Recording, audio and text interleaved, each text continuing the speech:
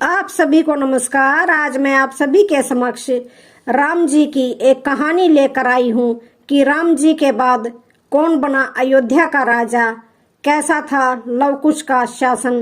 राम के जुड़वा बेटे लव और कुश वीरता के प्रतीक माने जाते थे। तो श्रवण करते हैं ये कहानी।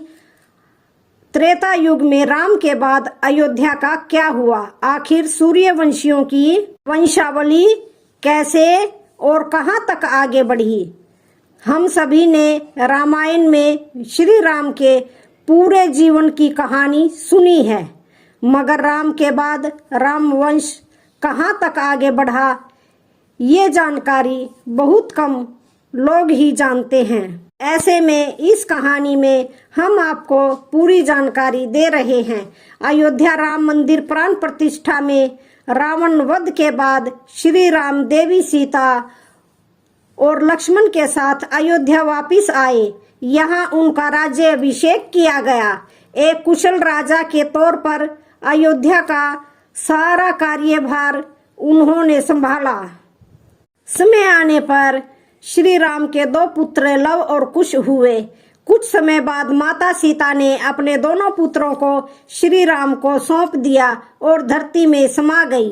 एक समय बाद श्री राम, लक्ष्मण, भरत और शत्रुघ्न भी धरती पर अपनी लीला समाप्त करके चले गए। ज्यादातर लोग राम की इतनी कथा ही जानते हैं। महर्षि वाल्मीकि की रामायण का भी यहीं पर अंत हो जाता है। आज हम आपको बताते हैं श्री राम के जाने के बाद अयोध्या नगरी का क्या हुआ, सूर्यवंशियों की वंशावली कैसे और कहां तक आगे बढ़ी।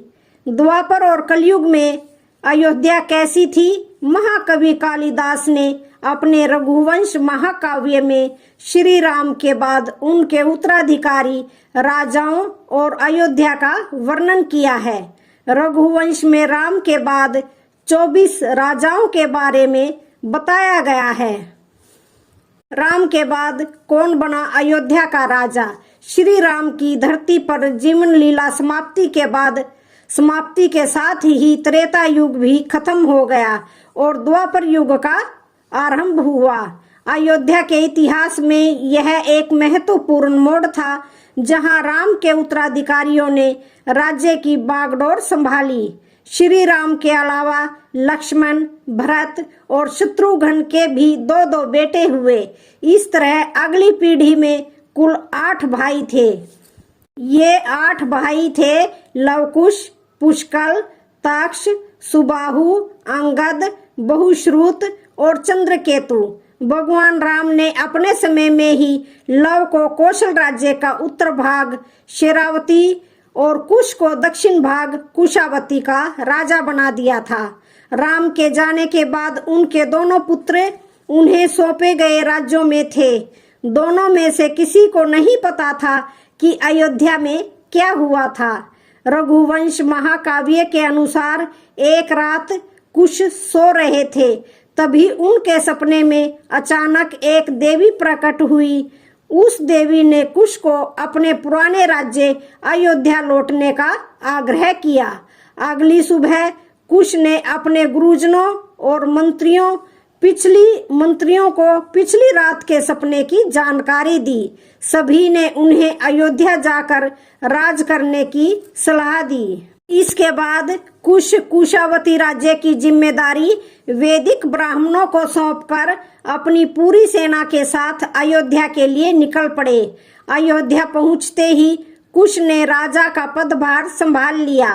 कुश अपने भाइयों में सबसे बड़े थे, इसलिए अयोध्या की प्रजा ने उन्हें राजा स्वीकार कर लिया। कैसा था लव कुश का शासन। राम के जुड़वा बेटे लव और कुश वीरता के प्रतीक माने जाते थे। इनके शासन को न्यायप्रिय शासन, सांस्कृतिक उत्थान और राज्य के विस्तार के लिए याद किया जाता है। दोनों भाई प्रजा हितैषी शासक थे। उन्होंने सबको समान रूप से न्याय दिलाने वाली शासन प्रणाली स्थापित की, जहां प्रजा को उनके अधिकारों की गारंटी मिलती थी। कुश के शासन में अयोध्या के लोग धन धान्य से संपन्न, सुखी, समृद्धशाली थे। उनके काल में कला, साहित्य और शिक्षा का पुनरुत्थान हुआ। कुश के कुशल नेतृत्व में अयोध्या का साम्राज्य बढ़ा। उन्होंने आसपास के कई राज्यों को अपने अधीन कर लिया, जिससे राज्य की शक्ति और समृद्धि बढ़ी। द्वापर युग में विष्णु भगवान ने श्री कृष्ण के रूप में अवतार लिया, जिन्होंने धर्म की स्थापना के लिए महाभारत के युद्ध में अहम भूमिका निभाई। अयोध्या और श्री कृष्ण के बीच घनिष्ठ संबंध थे। लव कुश के वंशजों ने पांडवों के साथ अच्छे संबंध बनाए रखे। महाभारत युद्ध में अयोध्या ने पांडवों को सैन्य सहायता भी प्रदान की। द्वापर युग के अंत में खुद कृष्ण ने अयोध्या का दौरा किया था। उन्होंने वहां के राजा को आशीर्वाद दिया और भविष्य में आने वाली चुनौतियों का सामना करने का मार्गदर्शन दिया।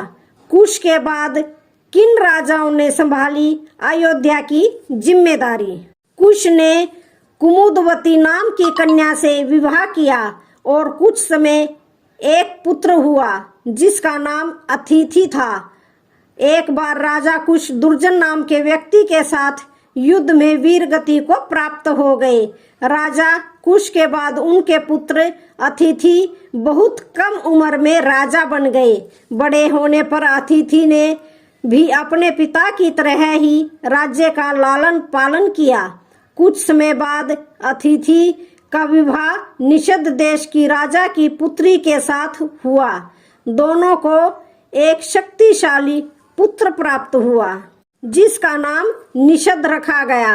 राजा अतिथि के बाद निषद ने अयोध्या कार्यभार संभाला।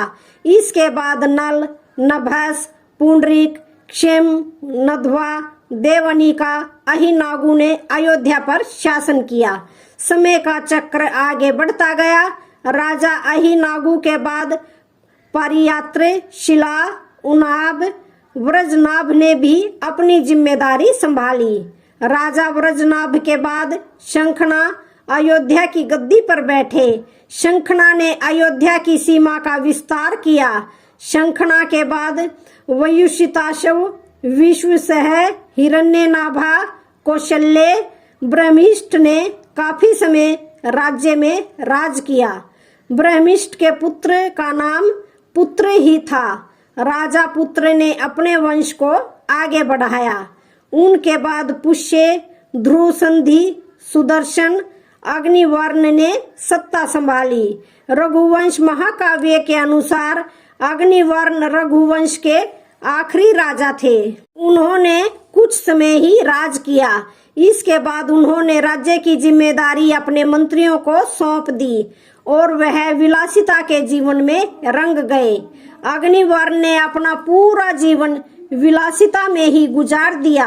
अंत समय में उन्हें याद आया कि उनका वंश आगे कैसे बढ़ेगा।